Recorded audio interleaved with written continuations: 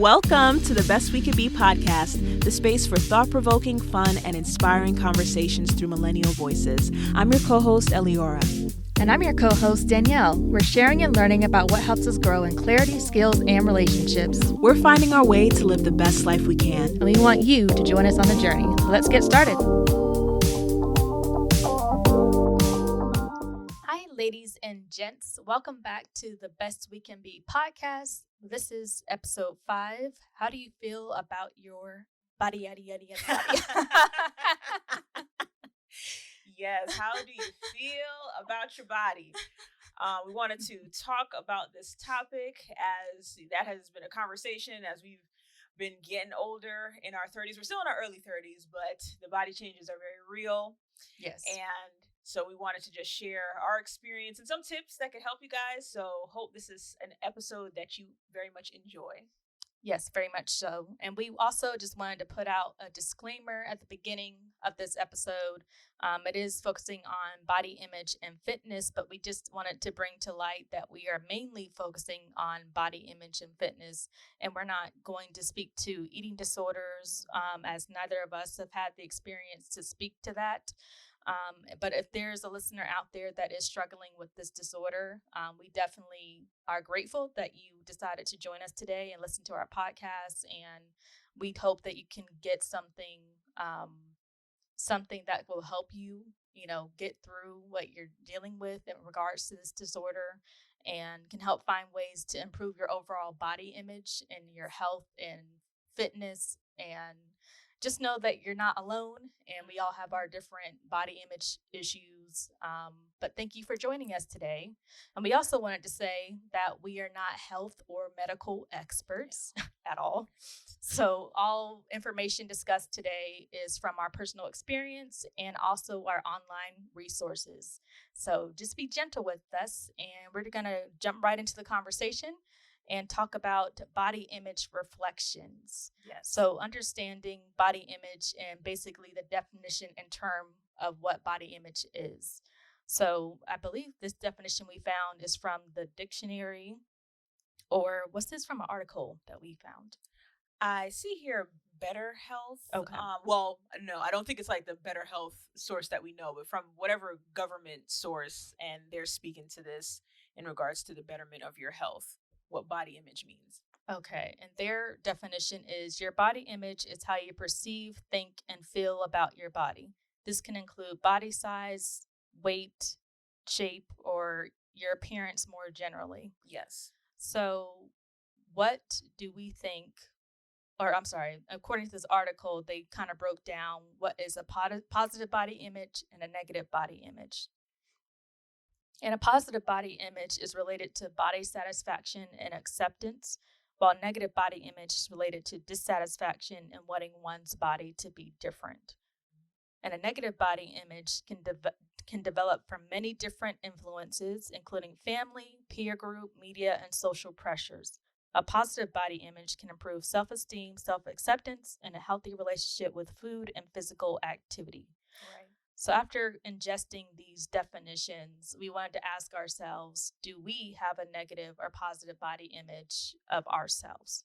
So we wanted to kind of reflect on our own individual experiences and how we might self-criticize our bodies, in photos and videos. I feel like you can't really go anywhere nowadays without seeing someone taking a picture of themselves or video. I feel like every other person is a blogger. So everyone is online. Everyone is, may I say, full of themselves these days. So in a good way, it's a good thing, if you balance it correctly, right, to embrace what you like about yourself, but as long as you're not like, cocky about it. Yeah. It's I'd say it's a mix for me. Overall, at this stage of my life, I do feel pretty good about my body. I believe that came with accepting how my body looks overall. Like, it's not going to change into a different body type. So I have to be able to see the beauty in it that's there. So I do like my figure overall. There definitely are parts of my body that I critique, and I know that is influenced by just the influences that I grew up around, especially as a Black woman. I don't got a big booty. Okay, that's not what we're working with here. My breasts aren't big. I'm more of a slimmer figure. So I I criticize my body the most, and not like in a dragging myself down way, but after I eat and you see that belly, that food baby, I'm like, Lord, like this is not working with the figure that I want to see. But I just ate, or sometimes that be lingering longer because that belly fat Yeah. be sticking longer as you get older. So I do find that, and I see my body naked every day, like taking a shower. Mhm. And I think that has helped me a lot with accepting my body. Like, I don't run and hide from the mirror when I'm naked. I just see my body for what it is. And just loving other things about myself, that has increased my self-love overall. And I believe that's also affected, just in general, me looking at my physical appearance with a positive acceptance, because I'm growing and liking me. Mhm. So I'd say it's positive overall, but I definitely have critiques about myself for sure. Yeah. As far as for me, um, I would say I have a pretty positive, more positive body image about myself. I know there are certain parts, especially in photos, that I look at first to see if I want to use that photo or not. Yes. And of course, as we get older, certain, you know, metabolism goes away. So that what do you call it? Food Food baby. baby tends to linger a little bit longer than what we'd like to. But I've always liked my body type, and we'll get into that later. I just came to know that there are, I think, three different body types universally, between man and female. And once I learned what body type I was better able to appreciate um, how my body functions, and just looking at my body on a daily basis. I was able to not criticize it as much after learning about my body type. So we'll definitely get into that more later. But I feel like on a general scale, I tend to like what I look like. Yeah. Of course, there's certain things I would probably want to change or improve, but I'm satisfied with, the body I have. Yeah. If I had to improve something, it would be like my belly fat area, and then even how it shows up on the sides, like wanting to give more of that, just a better show of how my body curves naturally without the extra love right there on the sides. And another area of my body that I've grown to love are my breasts, Ooh, because they're ooh. because there's like an ideal of like how women's breasts are supposed to look, like they got to be perky and they got to be full, and those are not the breasts that I started growing up in. And mine didn't come into like grow I didn't grow into them more until older in my life. Now my sisters, on the other hand, they got their more full breasts in their younger years. Hmm. So I definitely found, like, I feel like getting later into my 20s and definitely in my 30s, when my body type like started to hold weight more. That's like around the time where I started noticing that about my breast. And I've grown to like them. If I Would I change them if I could? I would like them to like stay like kind of fuller. I feel like they kind of fluctuate sometimes. Hmm. But overall, yeah, I do like them. But if I had to be picky, like those are two things I could think about with my body and my butt. I do want to. I like my booty, but I do work on that to try to give it a little bit more oomph. I'm not gonna lie. Yeah. I think for me, I just want to be more toned in all areas, like arms, legs, stomach. As far as which speaks to my body type, I'm not really a breakfast person. Mm-hmm. Most days I'm not even really a lunch person. So Mm-hmm. my favorite meal of the day is actually dinner, and that's where I eat the most. But I can, like, for breakfast, this might like scare people, but I can like just have a cup of tea and be fine for most of the day. I'm not really an egg person either. So I know people love eggs for breakfast, and I'm just not that person. Um, but I also lately have been trying to be more active, like taking walks and just moving my body more. I told myself next year I'm going to invest in like tap dance classes because I used to dance when I was younger. So just trying to get back into more active activities for my body, to move it around and whatnot.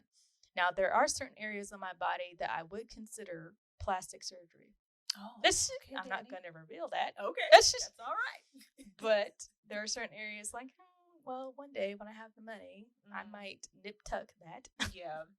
Yeah, I'm not against plastic surgery. It's just when it goes to the extremes that we see today. Like you could tell it's very much motivated for some people by self-hate. Like it's not just like, "Oh, I want to change this, thing Mhm. here or there."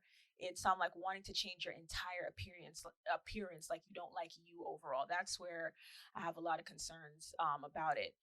Now, like we said, we're in our 30s, and going from 20s to 30s, metabolism change is one of the first things that I Yes. noticed. That year of 30, I've said this in a previous episode, I noticed that the weight Hmm. was lingering on my body more like, oh, what is this? And I'd heard that, in my 20s and no, leading up to my 30s, women saying, like, yeah, like when once you hit your 30s, you're not going to be able to eat the things that you used to eat with no problem, and the weight just comes off. Like you're gonna start to notice the difference. Yeah. And I definitely notice, I've always had, my problem area has always been my tummy. Mm. Like that's where I gain weight first, that's where I gain weight the easiest, that's where um you know fat lingers more, it is in my belly. So that's where I initially started to notice it. And I would also say, I don't know if that had to, if that, again, we're not medical health experts. Hmm. Um, I don't know if this is also like very related to that, but my energy level, I have noticed that I want to sleep more. Yeah. I know the food that you eat can affect that as well, but I do feel like that's come with my age, going from my 20s to my 30s. Like I could stay up later in my 20s and get, shorter amounts of sleep and still get up early. Like I still be tired, but I'd be more fine throughout the day. Now, Hmm. like I feel the weight of that fatigue. Yeah. If I do not get proper sleep, we're like, girl, we are regretting this decision. Like, so the energy level has absolutely changed. Oh yeah, definitely. Like I'm not really a big coffee person because I know people, especially in America, we live off coffee. Yeah. It's just, um, but I definitely also would say that I'm really bad at having a good sleep regimen. Like Mm-hmm. especially with working remotely, your sleep is just all out of whack. Your sleep schedule, Yeah. so you literally have to force yourself to, begin that bedtime routine. And for me, it's also hard for me to shut my brain off. I'm thinking about so many different things. So it's hard for me to just get to that state of relaxation, Mm-hmm. and turn my brain off. But yeah, I can definitely, agree that it's harder. You definitely feel the weight of being tired more in your 30s than you do in your 20s for sure. Yes. And certain like aches and pains that you didn't notice before, like, the big joke that we make, like, oh, our knees. And I could say one of my knees, I don't know. I'm like, is this just 30?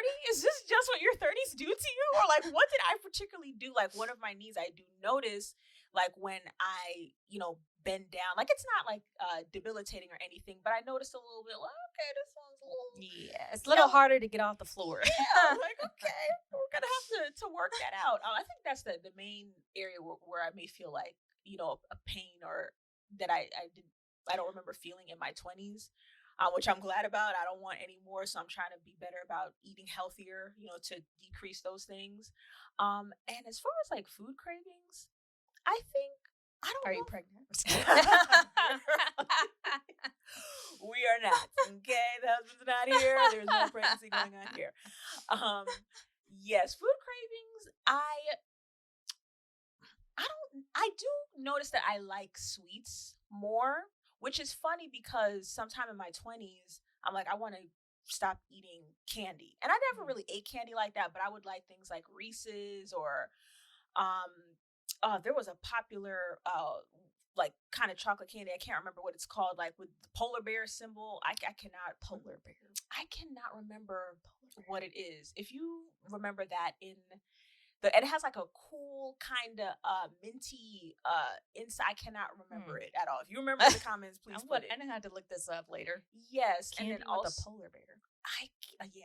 Then I also used to like Three Musketeers. Like those are candies. Like if they were around, I would eat them. Yeah. And so I decided like no, like it has when I started learning about like paying more attention really to these different ingredients in our food that made me want to stay away. Now, mind you, it's not like I didn't cut out all bad food that got these ingredients, but I was focusing on candy.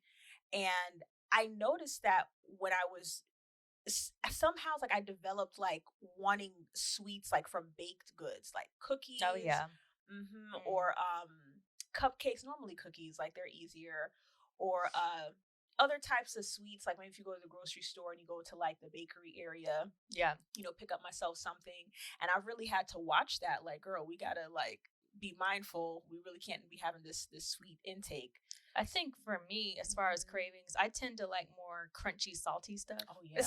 Like yeah. I'm a chips and salsa girl, chips and queso girl. Yeah. Like I appreciate my sweets too, from time to time, but I can't resist chips and queso. Like that's just my go-to junk food.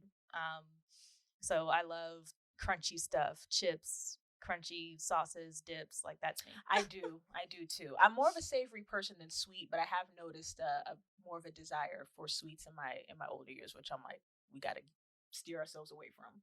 Oh yeah, definitely. Mhm. But I think in our 20s, we definitely took our body type for granted. Yes. Yes. Because I know there's certain outfits in my closet that I used to be able to slip in just fine, but now, I can barely get all the way up to my waist with certain outfits and stuff like that. But I was able to wear them for a long time. But as we've been talking about, getting into our early 30s and also just different lifestyles, because we were more active also in college. We having to get up and walk across campus. We're always up and moving, doing different stuff, compared to now where we have more of I guess like well, pretty much office type of job where you're just kind of sitting every day. We're not really active currently in our current roles, but we have to like fight more to be active nowadays. Yeah, it's crazy. When I've looked at pictures of us in our 20s back in college, I did not think I was as slim as I was. And even like I wasn't like real skinny, but there's definitely a difference between how I look then and how I look now. And it's not even just weight gain. I think like your body, just different parts of your body, they just expand. Because even when my weight is down, just like you said, like clothes that I can fit into, that I could have fit into at a certain age in my 20s, i I couldn't fit into them anymore. And it's not even like, oh, because I've become overweight, just my body is different. It's Yeah. Shaped a little differently. Mm-hmm. And that is something that at 30 that really caught my attention. Even though there was more of the lingering weight gain, I absolutely felt like my body was more womanly. I noticed that, like, oh, okay. I definitely appreciated that change, and I felt pretty good about that. Yeah. I think that looking back, which we will post pictures of ourselves in our 20s versus now, which will be really, kind of, I don't know how that will affect us directly, but just to show an example of how our bodies have changed from 20s to 30s, and to, appreciate also our bodies too for where they currently are. I don't think either of us are overweight or anything. I don't think that we have, toxic, not healthy lifestyles. I think we both are self-aware as far as what we want to put on our bodies. We try to drink water. We try to be active. We try to think of different activities. Like I know you started salsa dancing, like we mentioned in another episode. So we're definitely, I could think, on the right track to, doing the best that we can for our body in the stage that it's in. Yeah, I agree. Thanks for listening as we talk through this episode's topic. Even more than you listening in, we're excited to have you join our conversations through our segment, My 2 Cents, where you share your personal experience and insight or just what you love about the podcast. Before new episodes, we'll ask for your submissions on our social media based on the topic. If you just want to give us good feedback about the podcast, send that our way anytime. Share your submissions by DMing us on Instagram or Facebook at BWCB Podcast, or email us at info.bwcbpodcast@gmail.com. So a special part of this episode is that we actually were able to recruit one of our friends named Chesca. If you go to our YouTube version, you'll be able to see clips of me and Eliora working out with Chesca. I basically was inspired by her posting her gym workouts on her Instagram account. And I just asked her, since me and Eliora are not gym people, if she'd be willing to teach us like a few standard basic workout routines in the gym for, anyone that would want to try, working out in a gym if they're not like a gym, if they're not a gym person, or just more like, I guess, more activities and more information about the equipment being used for those that try to go into a gym but don't really know what they're doing or know what's working or not. So she was willing to meet up with us at the gym and just teach us different exercises. She was able to teach us different workouts on different types of equipment. And we were also able to do a quick interview with her, just talking about her relationship with fitness, what she thinks of body image, and why she, and basically like how she was able to, in my opinion, heal herself in the gym as well with her different experiences in ups and downs that she's been through herself. So we'll definitely be posting those clips throughout this video, and also there'll be a separate interview with Chesca about her relationship with fitness, how she got started in the gym, and what she loves about working out, and also tips for those that are not familiar with working out, what they can do if it's their first time going into the gym, and also her opinion of what body image was to her. So we'll be posting those clips throughout this video on YouTube, but also we'll be posting different clips on our Instagram as well at BWCB Podcast. Now, we do know that women, we do tend to struggle with a negative body image. It can fluctuate. One day we feel great about ourselves, the next minute we feel pretty low. And we're not born into the world like this, thinking negatively of ourselves. We're just existing until we encounter certain things that make us more self-conscious. So when do you think self-consciousness about our bodies tends to start? That's a good question. I think, because I'm trying to reflect on, growing up and thinking when's the first time I might have thought about what I look like as far as how I dress and everything. I feel like maybe just, peer pressure, just trying to fit in, like in middle school, maybe. But also just, watching the media, watching different TV shows, seeing different women, mostly Caucasian women, look like a stick pretty much. But also I think a lot of your body image influence has to do with how you were brought up and, how your family spoke to you when you were a child. Has a lot to do with your current view of your body image. Thankfully for me, neither of my parents ever, that I can recall, ever told me anything negative about how I looked. They always gave me positive affirmations. And I'm trying to think, even in, high school, when it's that vulnerable stage, you're trying to fit in and make new friends, et cetera, et cetera. I don't even really remember being picked on about my body then. I was picked on about other things internally, but nothing physical. So I don't think, but I would say that it probably would start around that time when you're, getting older and like elementary school, middle school. It probably would start around that time frame. But is there a moment for you? Yeah, I don't remember a particular age, but I do remember at an early age being being in being influenced with the idea of how I look like, looking attractive as a girl. And I think that developed in association when I started to like boys. Yeah. And, you know, if a boy thinks that you're pretty, and for me, my childhood, my elementary school years, going up to early middle school, I was in a predominantly white environment. It was fairly diverse, like with other cultures, but you know, predominantly white. And so that does, you know, have an impact because, you know, people, even though we know like there's interracial relationships and, you know, attraction and stuff like that, I think it's still the case. Like people tend to be attracted to those who look like them, who come from the same race. You know, has similar physical appearances as them. So, you know, when you're a young girl and you're taking interest, like, oh, you know, a boy is cute, and you realize like you're not one of the girls that's being noticed because you look particularly different. That's something that's gonna stand out to you.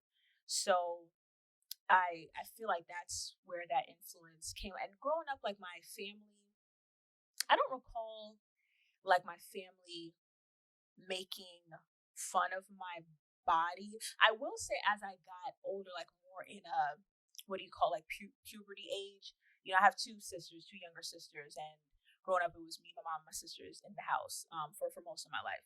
And you know, as siblings, like you joke about each other. We have said things to each other about each other's bodies, like them to me and me to them, that I look back on and like, man, you don't realize like when you're saying things, like how it could subconsciously make somebody not feel good about the type of body that they have, the type of body parts that they have. So I there are things that I've said to my sisters about their body, like, you know, picking at them, like making a jab at them, that I would not say today, and you know, vice versa with them. But I would say for the most part, we were raised by a mother that made all of us feel beautiful. Like me and my sister, like the three of us, we have three different body types. Like one of my younger sisters, she has more of a curvier body type. And then one of my sisters, her body type, I think it's more prone to like an athletic type of build. Yeah. So, you know, pretty attractive. And our mom, and it's important, you know, when you feel good about yourself as a parent, especially as a mother, you're raising daughters, that does influence like how you make your girls feel. I can say that my mom, you know, for most of my life, she's been a heavy-set woman, but my mom always saw herself as beautiful, and she is beautiful. And that's the type of self-love and self-esteem that she passed onto us.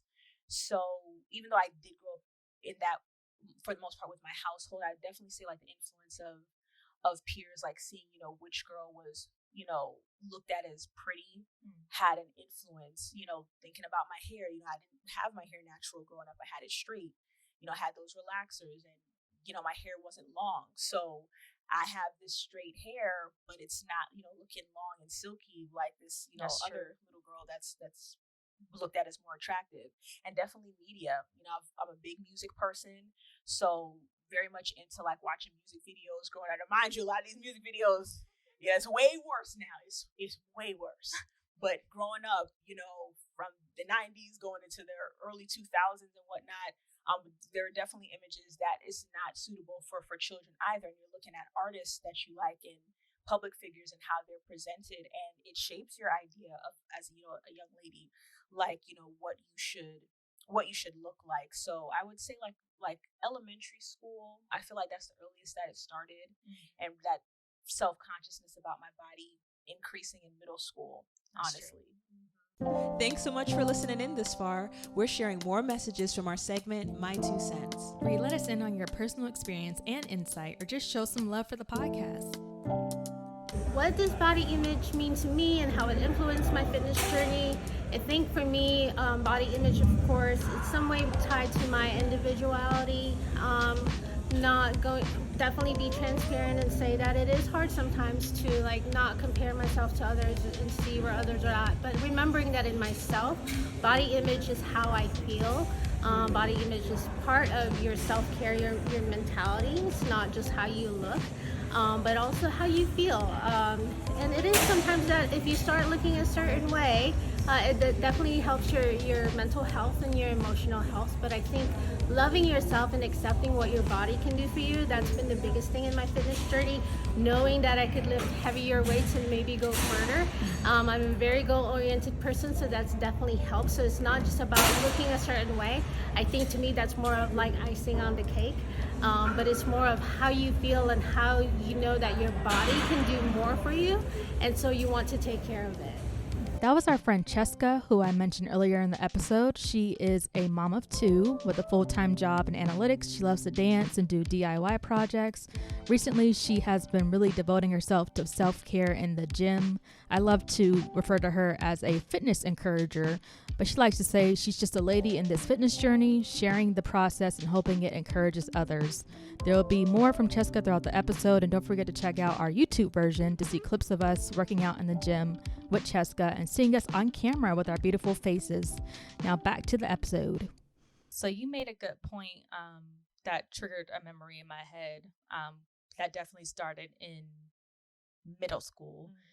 Because there were these 2 girls, because most kids in elementary, middle school, that's when all the social cliques start. So you start to associate yourself with, am I likable? Am I popular? Which group can I fit in with, or are you going to be on your own to the side? And I went through different levels and stages of that. But there were there's 2 girls, but one girl in particular that I thought was really, really pretty. And I was like, wow, I've never seen anyone that looks like that, and in comparison to her, to me, as far as attraction, I thought that she was like way prettier than me. And also during that stage in middle school, you're going through puberty, so you look a little awkward at times. And I think at that point, I still had braces or about to get braces off. I was still in that braces phase. And I also had glasses, which obviously I still wear glasses today. I have my glasses too. And I was still coming into my own, coming into my body at that point. And this girl was also popular too in our class. And so I think that's kind of around the time when I started to think like, okay, I'm not as attractive as her, and her level of attraction is what is going to be accepted in this social group that I'm around. And another good point you made was about like once you start liking boys, that ruin our lives. I'm just kidding. But boys, my first crush was honestly, I believe, in like maybe when I was in elementary school. I believe I remember this boy that lived in our neighborhood, in my parents' neighborhood. He actually came by one day and like gave me a Barbie. Oh, like he came and rang the doorbell and everything and gave me a Barbie. I was like, okay, thanks. Shut the door. That's right. But obviously that went nowhere because we were children. But I think that was my first like encounter of another male finding attraction towards me. And I've had weird encounters in high school with, boys that I did not find attractive at all whatsoever. But I do remember also this other guy that was very popular in high school. A lot of the ladies was around him. But I always felt good about myself when he would talk to me or spend time with me. I think we even like danced together at homecoming. So just having that interaction with a guy that I found attractive and also other girls found him attractive was always nice to be like, okay, I can be validated too. Yes. So I think that's also where that external validation and beauty started too, where I started looking for it in external sources instead of my own self, of what I thought of myself. Yeah, because even though like your family of origin is very important, when you're growing up, at least in this American society, we spend a lot of time at school, so we're around our peers more, and at some point their voice is going to have a stronger influence unless our parents and other family members are really good about just building a stronger connection to us. And then especially if you're a child that spent a lot of time watching TV. I watched a lot of TV growing up. We didn't have social media and things on the internet like we can find now, so a lot of it was through television and occasionally through movies where a lot of influences, got to me. And particularly in regards to the idea of sexiness. That's one thing, when we're women, blossoming into our sexuality and sensuality. But when you're a little girl, you really should not be introduced to this idea of, is your body sexy? And little boys are exposed to that, that idea of, a girl being sexy. And when you're developing your interest in boys and those types of conversations are going on, like, we're not necessarily using the word sexy, but you kind of know, like, when certain comments are being made, like, that's what it's referring to. I definitely know that those were thoughts I had in my mind, like times looking at my body, like, am I sexy? And you're a child. You shouldn't be thinking, if you're beautiful, wanting to be pretty, that's a different thing. But when you're thinking about sexy, you're not, when you're a kid, you don't understand that this has to do with sexual attraction, something that you're not ready for. So I definitely say that peer groups and media influence that. And, even if, especially in Black culture, a thicker body type is more praised. So, from my experience, I could say, even though I was in a predominantly white space, like being around, Black people in my family, or, even among my peer groups, that idea of like a thicker body type, again, like a bigger booty, like more curves, was something that influenced how I felt about myself. And it can also be for you, like outside of your community and culture. As we're getting older, especially when you go off to college, you encounter different groups. Oh, yes. So when you switch to different that triggered another memory. Yes, when you switch to different environments, outside of, again, your culture or community of origin, where the beauty standards or the the praised body type is different, you can become affected by that. Because like you were speaking to with that memory you had, we all want to be accepted, we all want to be liked, whether it's romantically or whether with friends. So it's hard to be in environments where certain parts of yourself do not fit that standard, and to still like that about you and see the beauty in it very much. Yeah, exactly. Well said. Yeah, that there was another moment in college where, as a freshman, I remember like all the senior males were like all over the freshmen. And just, and I mean all over, as far as like asking us very personal questions that they shouldn't be asking us, like about our virginity, and just about like how, not sexual, but the kind of testing our like sensual, sexual tolerance, I guess, in a way. But just like very direct, inappropriate questions that you should not be asking a freshman, female at all. But yeah, definitely just recognizing not only how we're viewed in certain social groups as far as attraction and being likable, but also like how you're viewed based on your body and how you look, and that will depend on how you're accepted in a certain group too. Yes, yeah. And what you brought up about that, as far as like being in high school and the senior guys want to talk to the freshman girls, that brings, into age when it comes to us as women, right? Because like you're a senior, you're about to go off to college. Yeah. Why are you trying to show interest in someone who just came from middle school? But in our society, and in a lot of societies outside of America, when a woman or a girl is younger, that is considered more desirable than as opposed to when she is getting older. Yeah. So that's a negative that's a negative idea that we start to develop about ourselves as women, that as we age, we become less valuable, we are less desirable, when we're influenced by these really toxic beliefs that start from men, and then other women perpetuate that. It starts as early, to me, I think that's probably maybe the age where I would think, like, if I can remember, like where you encounter that idea about the your value in comparison to your age is high school. Where maybe it could happen in middle school, but I definitely know that's like the thing that a lot of people could say in their high school, like the senior guys, like going after the freshman girls. Yep. Get them when they're young. Right. And what we don't realize when we're young girls, that it's how what's behind that superficialness.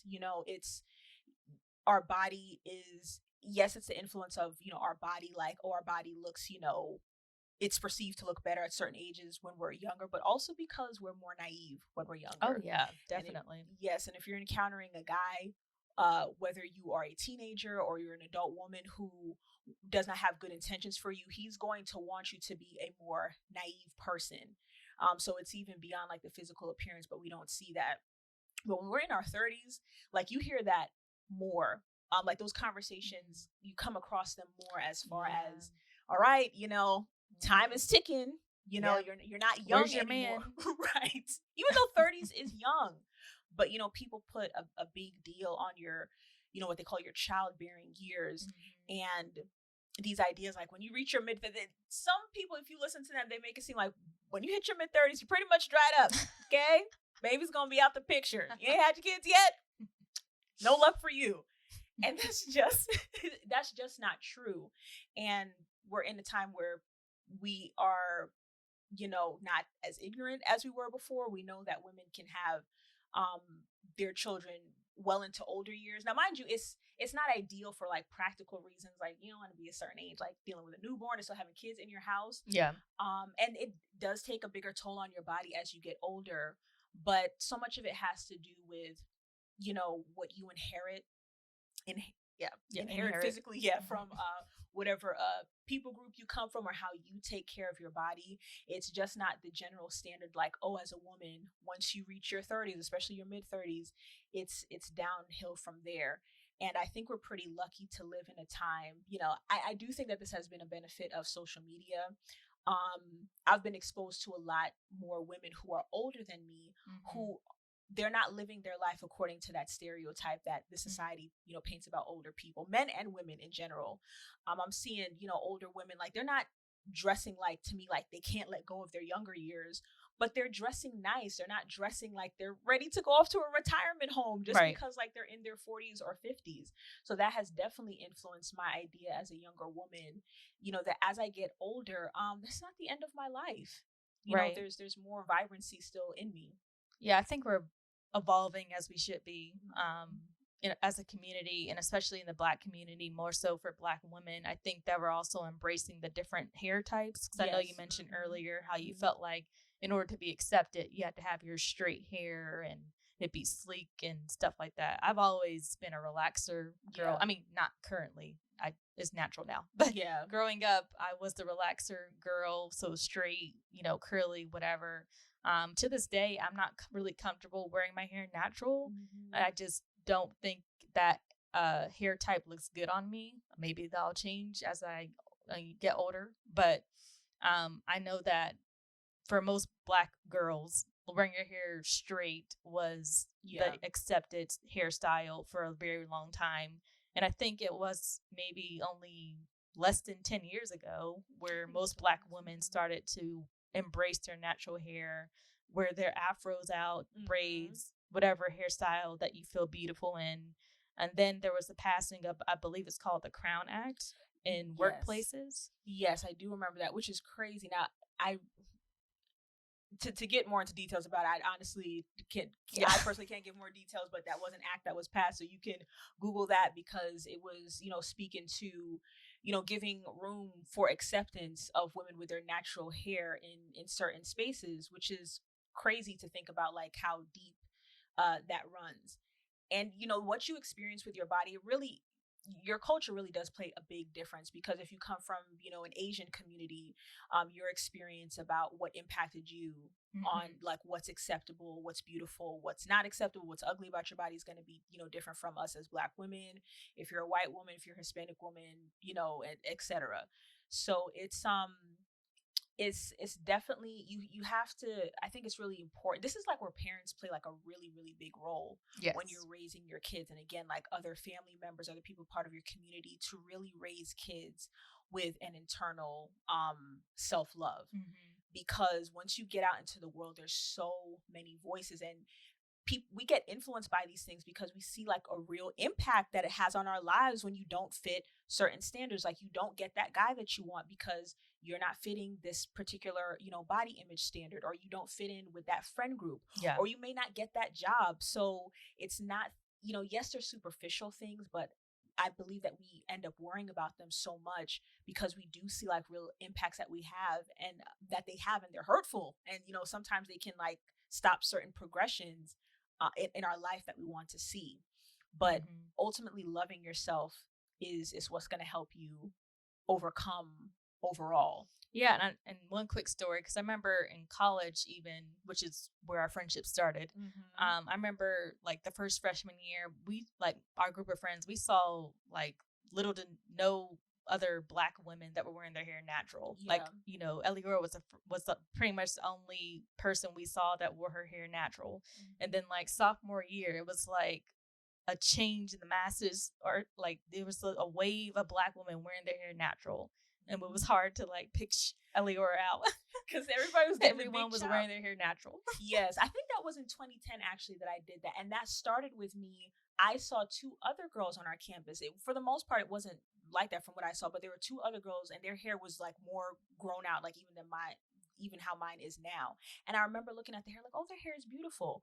And what made me go natural actually, it wasn't even like, oh, I want to be like a natural Black woman. My mom was always the one that relaxed my hair. So when I went off to school, it was like, I don't know if I trust anybody else.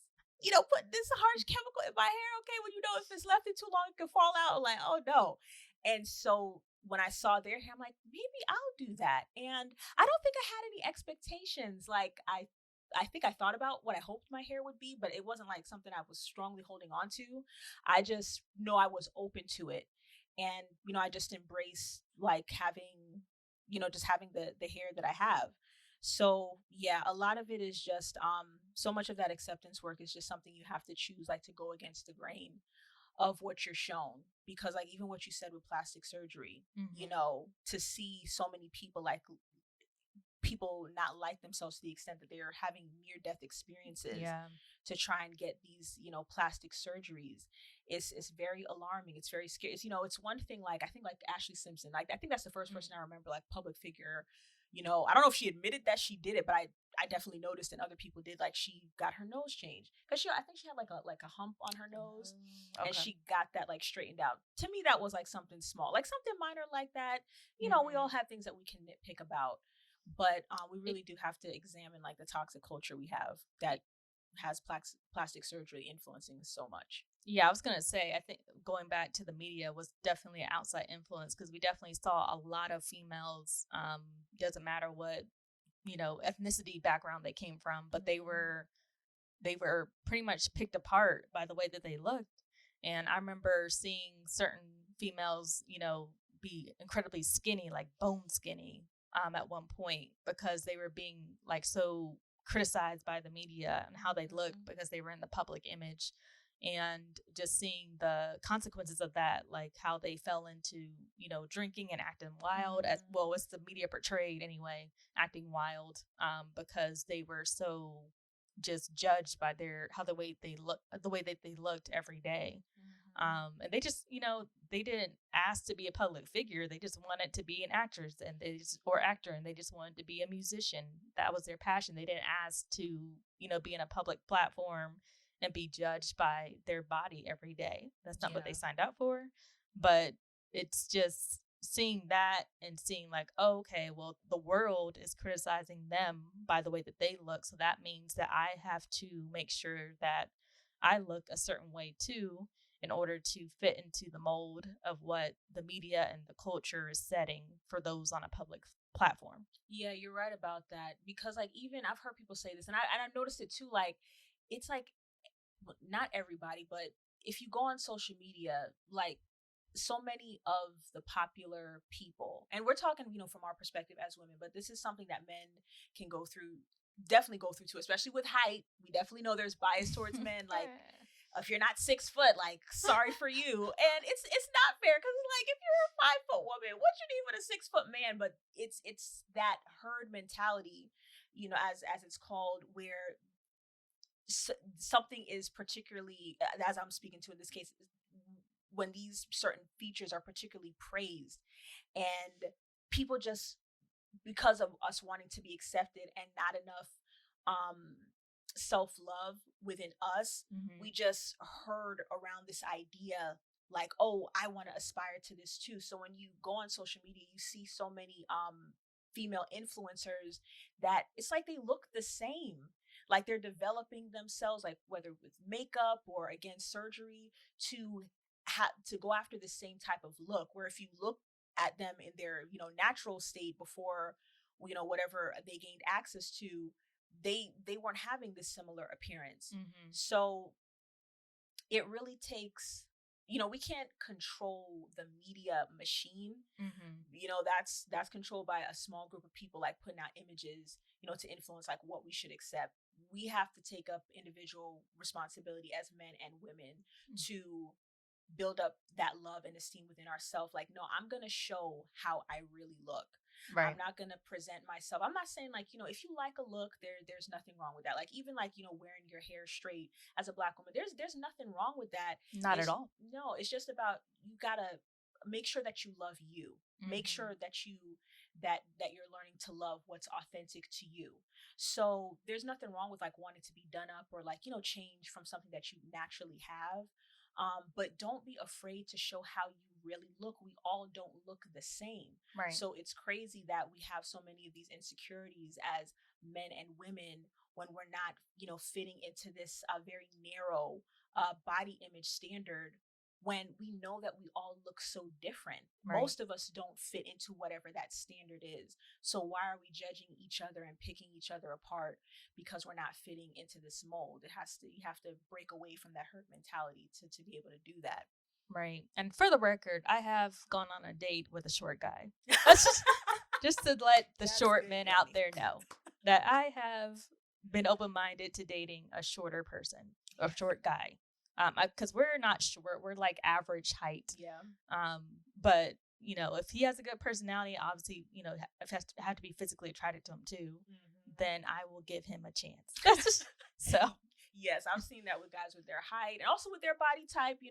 Guys who are more muscular. It's so much about it is how you present yourself visually.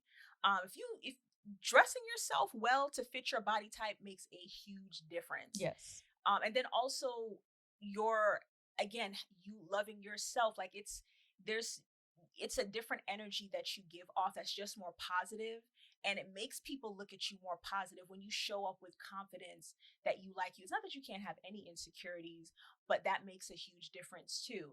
With guys, I've never been into, again, this is that herd mentality thing. I've never been into like, oh, I want a man who's like very tall. Like, right.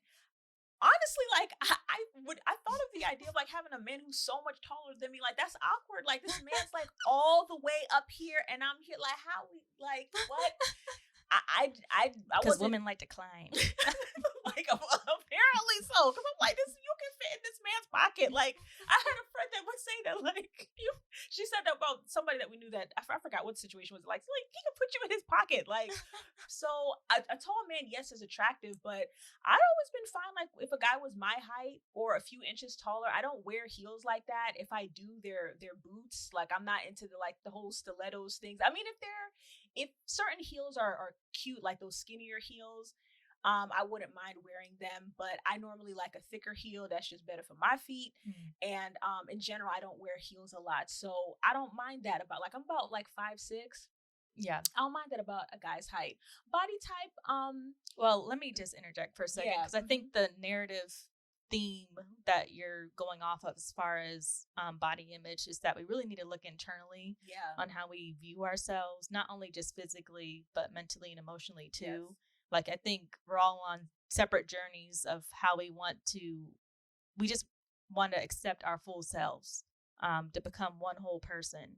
And we don't want to look for validation in anyone else but ourselves. And of course, as people of faith, we look for validation through the Most High and through encouragement, through prayer, through the scriptures. But we also have to, tell ourselves on a daily, weekly basis that we're beautiful, that we matter, that we're valued. So I think the theme of in the narrative of body image is like, what do you think about yourself? What do you think about your body? Although, people have different experiences. We all can come from different walks of life. So I don't know if someone could have gone through something traumatic, or even, just gone through a car accident and maybe changed their body physically in some way. I know I watched a documentary recently. It was about a stuntman on a Harry Potter film, and they were doing rehearsal, and the rehearsal went wrong, and he basically became handicapped for the rest of his life. He lost the use of his legs, and then there were other issues that basically he had to get a full-time caretaker. But it was actually a very encouraging documentary because he basically never lost hope. He was, for the most part, positive from what they showed in the documentary. And he decided to just switch his mindset and just find the light in the darkness that he was in. Because he was still appreciative of the life he was given and and the experience he got to have. And he had a good support system too, good friends around him. So just being able to just take what you're given and find the light in or something positive in what you're given is also a good thing to do too. Yes. Okay, so if you are going to the gym for the first time, 3 exercises. I wouldn't go into specifics, but I would definitely try to check out cardio. And definitely strength training. You got your upper, lower, you have your glutes, your core. Definitely look into that. Also, mobility has been one thing. Mobility stretching and mobility workouts for your joints has been really helpful. Again, it's trying to find what you actually like to do in the gym. A lot of people like to do cardio. A lot of people prefer strength training. A lot of people also like going to classes. So I would say figure that out, but make sure that you cover your full body. Well, I mentioned earlier how there were 3 different universal body types, and I can tell you how I discovered these body types. When I was living in my apartment, I tried to be active and went to the gym, although I'm not much of a gym person, but I'm trying to do better. So I went to the gym and I saw this young Black female. She was very fit and she was training another Black female. And she looked like she was working her, pretty hard, but it also looked like the workout would be incredibly effective. And I'm always attracted by, Black women doing their thing, especially when I see Black women working with each other in some shape or form. So after she was done training the other young lady, I approached her and asked, if she was a trainer or if this was like some other program or something, or maybe she was just a girlfriend's friend. I didn't really know. So I asked if she was a trainer, and she said that she was. And we got into conversation. I was saying how I want to, find a way to work out, but I'm not a gym person, so I don't really know what I'm doing wrong or right in the gym. So she was willing to basically meet with me and have a consultation. So we set a date and came back to the gym, and she met me, and she basically asked me first what my diet was. Like, do I eat 3 meals a day? What is my favorite meal of the day? And that's when I told her that I don't really, eat breakfast. I'm not even much of a lunch person, depends on the day, but I love dinner. And that's when she asked, like, are you Indian? Because she asked, if I have any Indian background in my family. And not saying, I don't know. This is just hearsay. I don't know if Indians really, if that's just the way that they eat or not. But which is funny because I know I've heard at least somebody in our friend group. I think they said that they thought that you had that background, and I could see that too. Like, I always thought you were Black, but I could also see that too. So that's interesting. I need to take an ancestry, I guess. But basically, she told me that most people that are Indian, they eat dinner only, or not only, but they save their big meal for dinner. And that's pretty much my daily meal regimen is I kind of like snack throughout the day, and then I mostly eat for dinner. And then as we were working out, she had me doing different things like with the weights and had me doing different leg exercises. And as she was looking at the way I was working out, that's when she told me about the body types. And I believe I would be the mesomorph type. So basically, there's 3 different types. It's let me look at my notes here really quick. But there's ectomorph, mesomorph, and endomorph. And we're going to put a link in the description for those that want to read over the article and also define what your body type is. But I believe that I was the mesomorph, which is naturally muscular, and mesomorphs typically have moderate sized frames with wider shoulders and a narrow waist, strong arms and legs, and modest amounts of body fat. They are genetically predisposed to build muscle, so metaphors often require a slightly higher calorie intake and more protein than other types do. Generally, mesomorphs are able to lose or gain weight easily. In endomorphs, they have a medium to large bone structure and more body fat than other types. Women who are endomorphs are more often described as curvaceous or full-figured, while endomorphic men might be considered stocky, doughy, or round. Endomorphs usually have narrow shoulders and wider hips and carry an excess weight in the lower abdomen, hips, and thighs. An ectomorph, these are wait, sorry, I'm looking up notes. These hybrids are increasingly common, especially in the athletic world, where this physique is prized for being aesthetically appealing. In fact, for men and women alike, ectomorphs tend to have the fitness model look, often muscular with V-shaped torsos. Ectomorphs are lean and agile with strong-looking arms and legs. So Interesting. that kind of gives you a general. Oh, wait, I'm sorry. That was me. Wait, we're, what? We're reading from, so what Danny's reading from, just so you know, it's Everyday Health, and it's an article called Do You Know Your Body Type? So the first two that she read, those are two of the three main body types. Endomorphs, was it mesomorphs and endomorphs? And you could also have these body types, you know, a combination of them. But the third body type, that was me, like where I put the article while I was scrolling. The third main body type that's not a combination type, that is ectomorphs. But what it says about this is these body types are generally thin and lean, and they tend to have slender waist, narrow hips and shoulders, small joints, and long legs and arms. They tend to be slim without much body fat or noticeable muscle mass. Because they have fast metabolisms, they burn calories quickly. So ectomorphs may find themselves hungry frequently throughout the day, yet regardless of how often or how much they eat, they don't gain weight or muscle easily. That is definitely my dad. My dad has been slim my whole life. I have never seen this man gain weight. If anything, I've seen him lose weight at times, but this man has never. Yeah, this totally fits him to a T.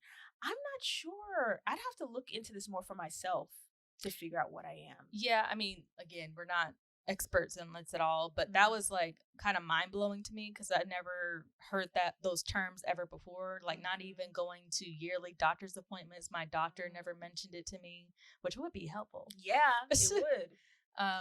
But it kind of gave me a different mind frame of like, oh, okay, so this is my universal body type. So this is why I might look a certain way or carry weight a certain way, or this is why my body is shaped this, in the way that it is because of this body type.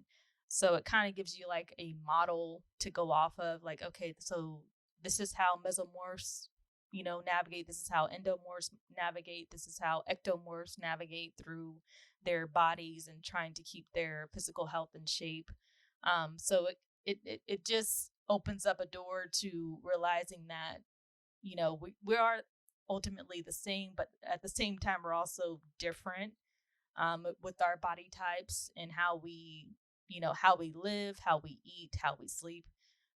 So that was like very mind blowing to me, and I'm glad that I had that interaction with the girl. Unfortunately, we were not able to keep in contact because I believe at the time she was returning to school for physical wellness and nutrition, I think. Okay. But it was a great encounter, and so I've never forgot that conversation that we had. So now whenever I have like a negative thought about my body or start to criticize it, I kind of mentally go back to that conversation about the type of body type I have and wanting to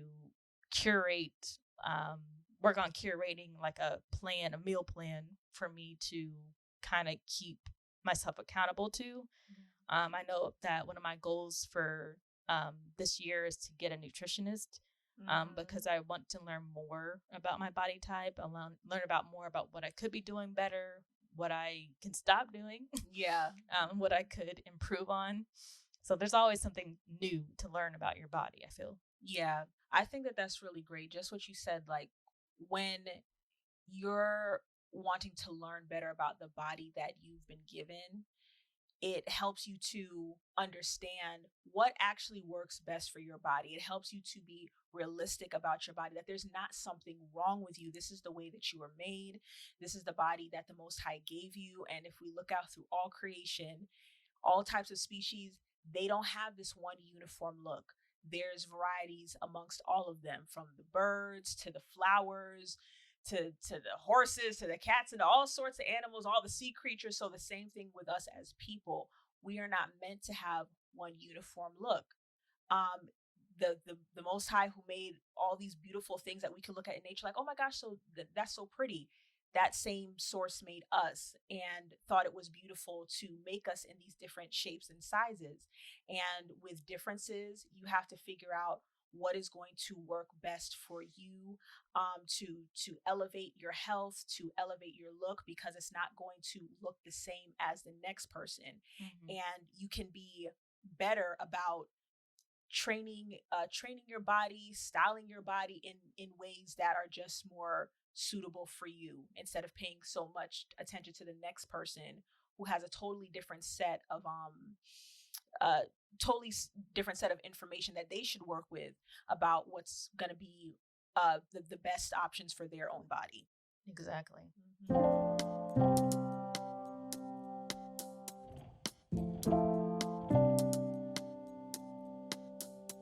Okay, so what I've learned to have a hourglass figure, it's not really just always just snatching your waist. There is definitely workouts that you can do to do that, but again, you can't just focus on a particular area to lose body fat. That'll count as you consistently work out.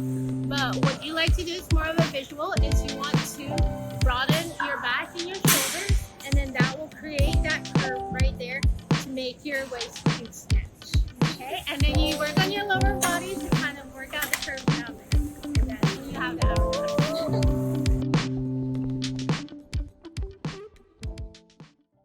But we also wanted to kind of talk about like more so external influences when it comes to your assessment of your own body image. And we definitely feel like personal relationships do affect you. Like, do you embrace compliments from your friends and family? Like when they say that you're pretty or you're beautiful. And I know for me, like if my mom tells me, oh, you're so pretty and you're beautiful, I'm like, oh, thanks, Mom. But like, there's a part of me that's like, you're my mom. You have to tell me that I'm pretty.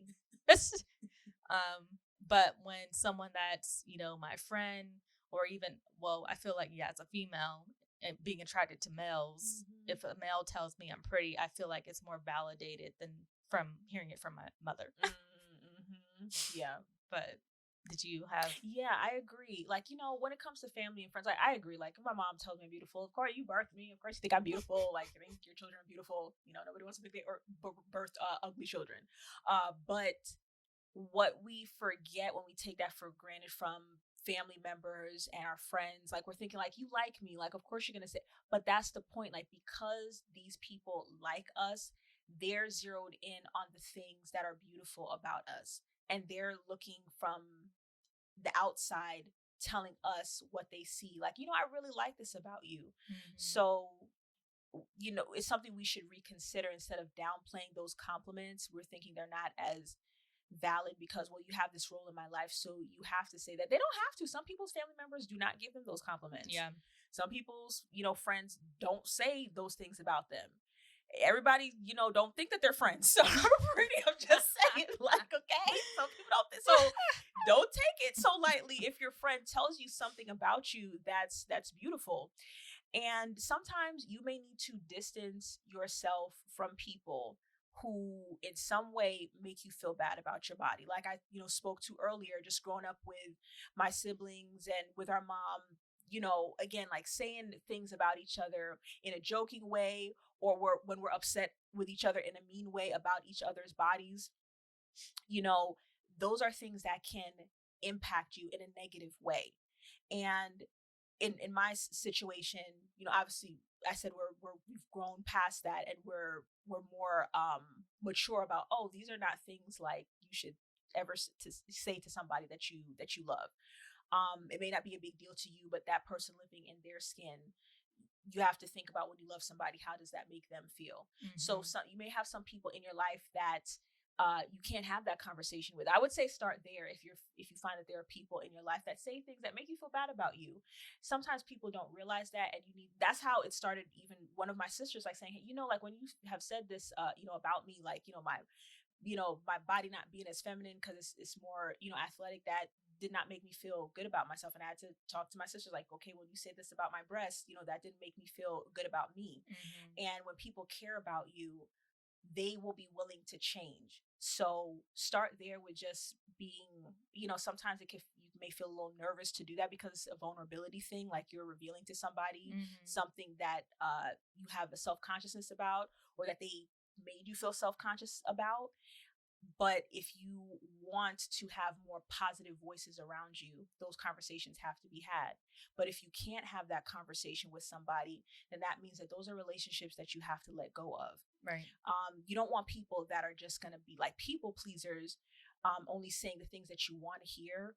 But that's not the same as having people in your life who are saying things that are really tearing you down, and they don't want to change about it. And also sometimes you just need a better community. Maybe you have people in your life. Maybe you're not like your long-term people. Maybe you've moved away somewhere, you're not around them as much, or maybe you're not in contact with them as much for whatever reason. And so you just need more relationships to have more of those voices in your life that make you feel good about you. So you definitely want to think about how your personal relationships affect that. And I would also say something that's influenced me, that's been helpful to me, is paying attention to other women that have a similar body type to mine, or parts of their body are similar to mine. I love seeing a beautiful woman. Like, I think that just as women, like, we're very beautiful.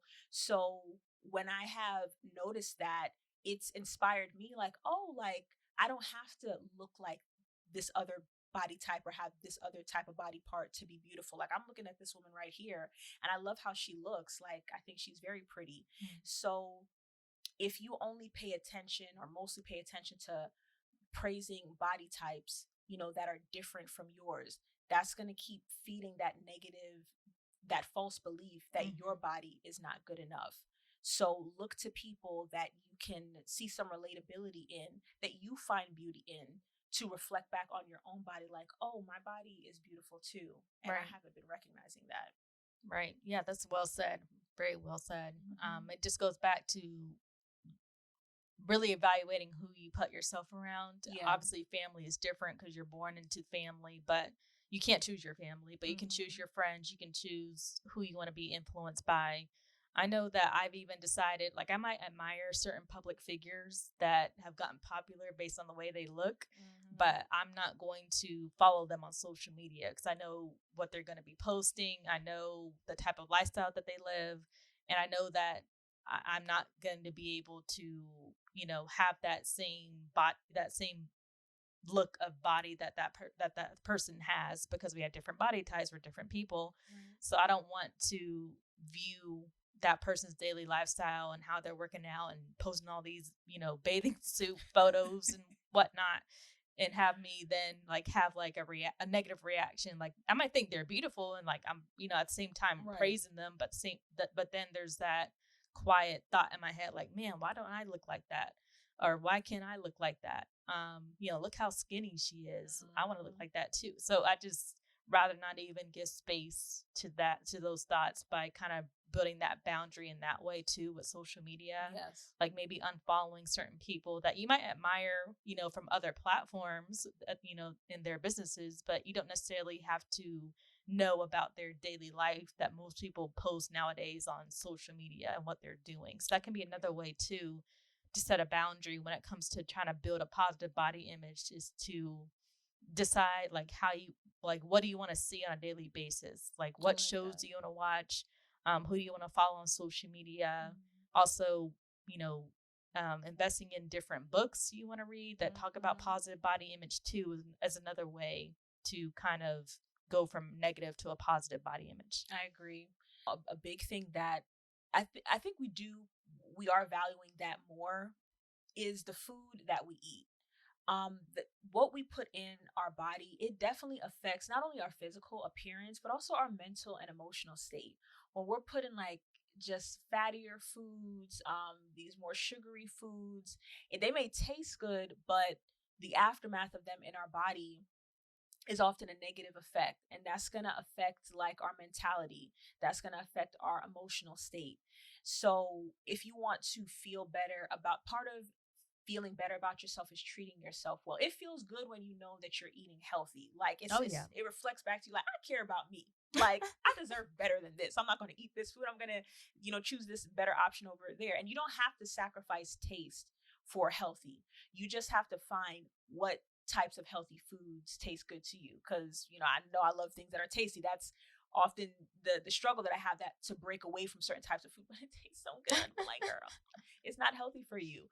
And being willing to explore that has helped me to develop my taste buds to prefer healthier options, that I like, that I can keep a part of my diet, that's going to have better effects on my body.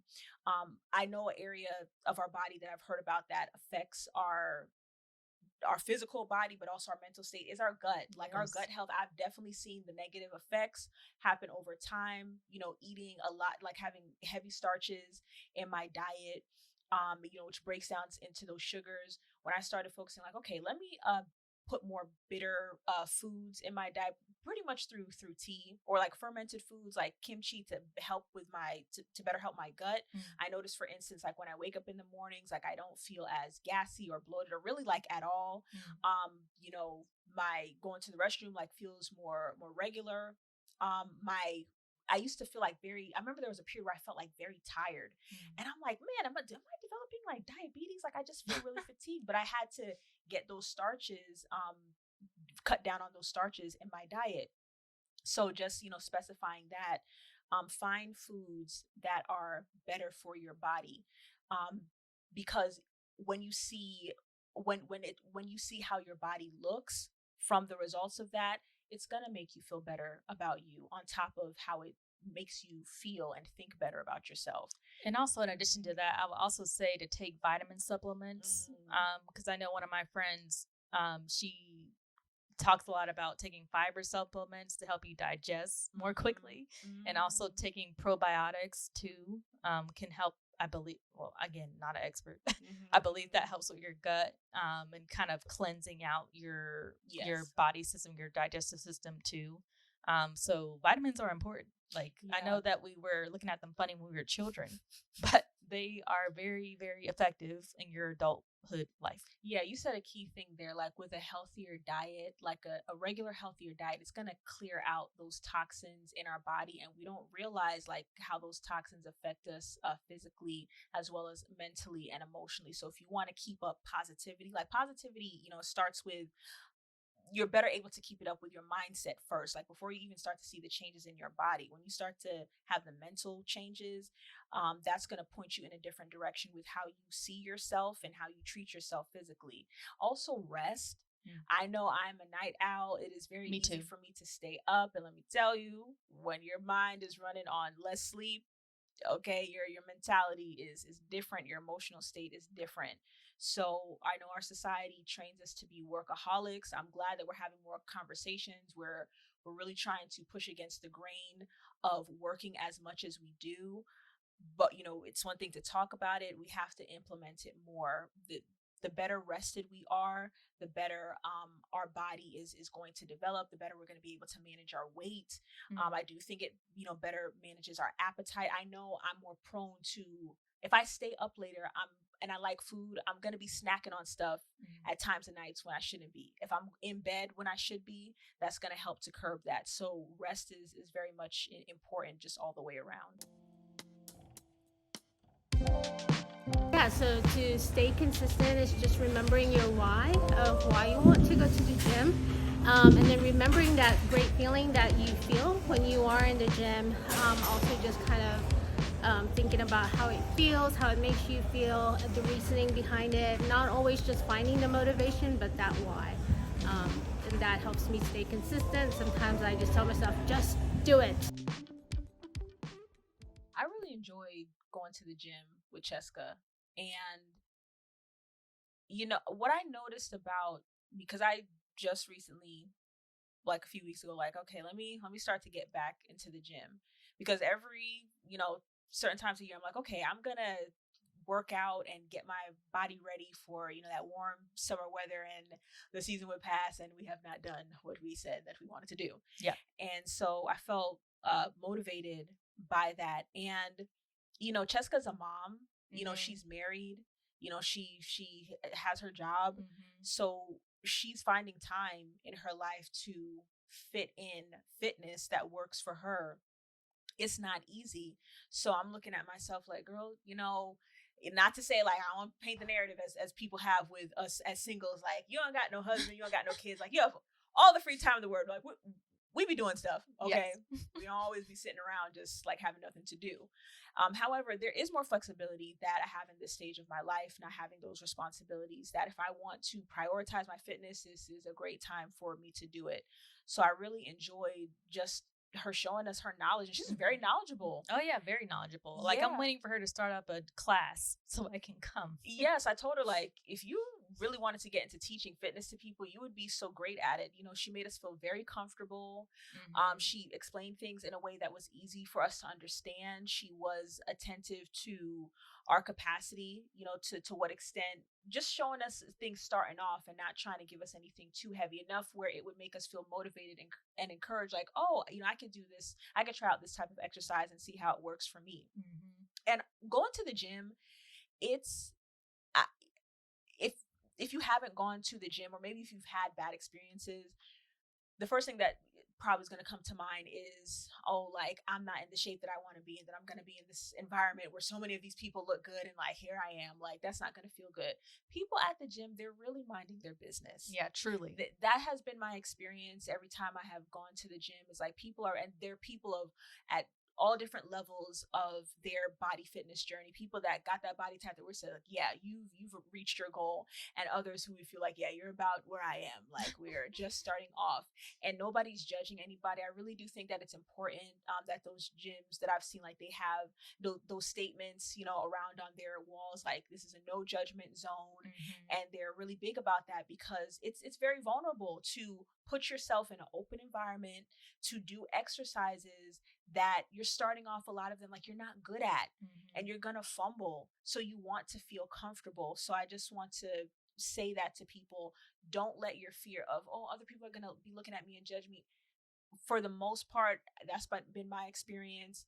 I know other people that could say the same. People are focused on their fitness journey. And if somebody is judging you at the gym, if you know what you want for yourself, for your body type, to make you feel good about you, why let somebody who obviously is not a good person stop you from reaching your goal?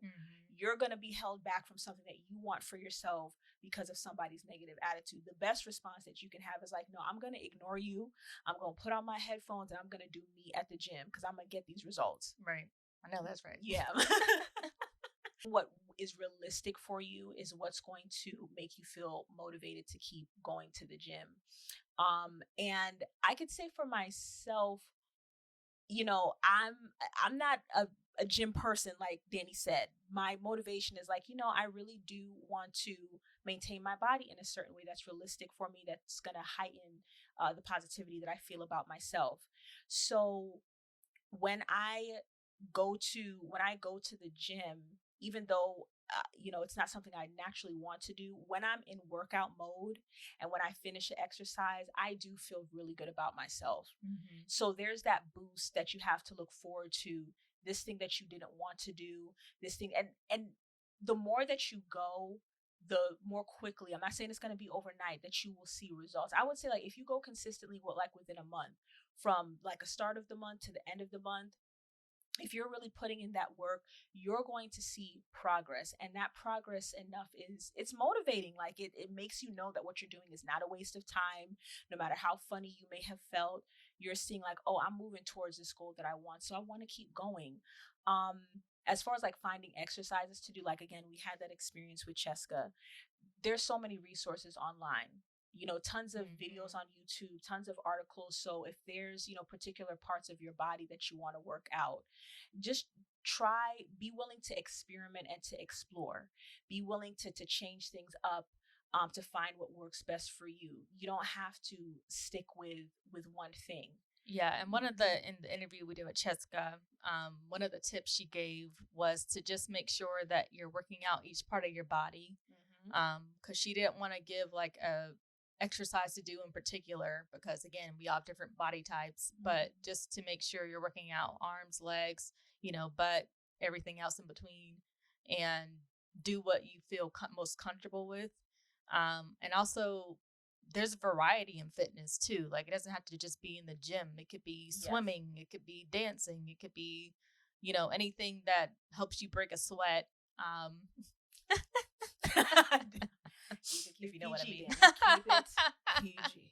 Okay. But anything that would allow you to feel like you're not sitting still for hours on end.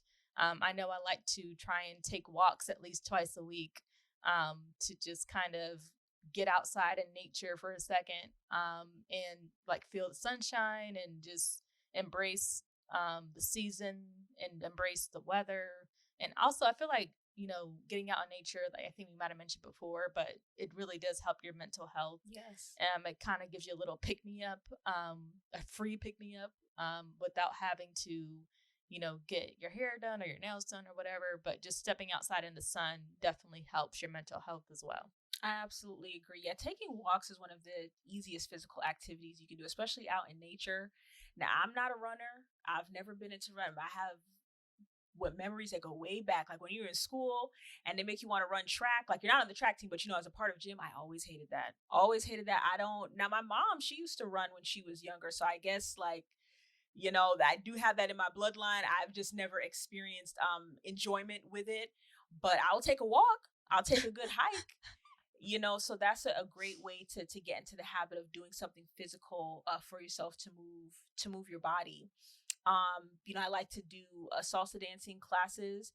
So just dance in general, something is fun. There's music, and it's moving your full body. Like, that's a great way. That's also why I love Zumba classes. I haven't been to one in a long time, but it's a lot easier to do, to keep up certain fitness activities when it doesn't feel like a fitness activity. So finding some type of dance class that you enjoy, that's using your full body, is a great way to do that. So, and I like what you mentioned too about swimming. Like, that's something I haven't done in a while that works out the full body. Actually, I think this coming summer I might actually take up swimming lessons, make sure my hair is together. Yeah. I'm gonna make sure my hair is braided up. But yes. I think I might want to invest in swimming classes, because I'm trying to figure out a better relationship in regards to the gym. But I feel like for someone that doesn't naturally want to work out on a daily basis, like, I need to start with like other activities first to kind of get me in that mindset of being fit. So I thought about swimming as another activity, just to get used to that, because I know there's that narrative out there, the stereotype that Black people don't know how to swim. It's just, and you don't have to go to the gym to work out. Like you said, you can be at home. I know for me, going to the gym is more motivating, but if being at home works for you, go ahead and do that. I do think at some point it's good to go to the gym to get comfortable, like putting yourself out there. And there are certain fitness classes that people do outside, in the warmer weathers. So just find whatever is going to work best for you, really. Even if you just do a 20-minute workout, that is a good amount of time for a workout. So don't stress yourself thinking like, oh my gosh, I'm gonna have to like set aside an hour. Like, I'm ready to do an hour or even 30 minutes. Even if you can commit to starting off like 10 minutes, before you go to bed or when you wake up, or 20 minutes, that is still a very good starting place. And from there, you can work yourself up to longer workouts. So don't think that you have to jump into the ones that are 30 minutes or more in order to get great results. Consistency makes a big difference if you want to use a smaller amount of time. Oh yeah, definitely.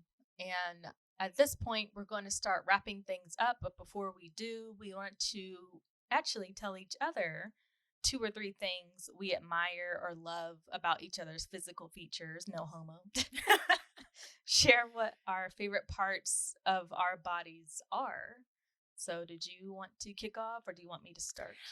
I can kick off. Okay. Let's see. What do I I feel love awkward now.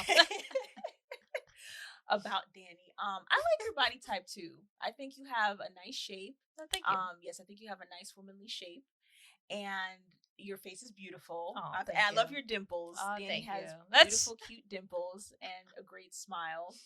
I think you have pretty eyes too. I think thank you kind of have you. like kind of like a sultry look to your eyes a little bit. That's how I get them all. I'm just kidding.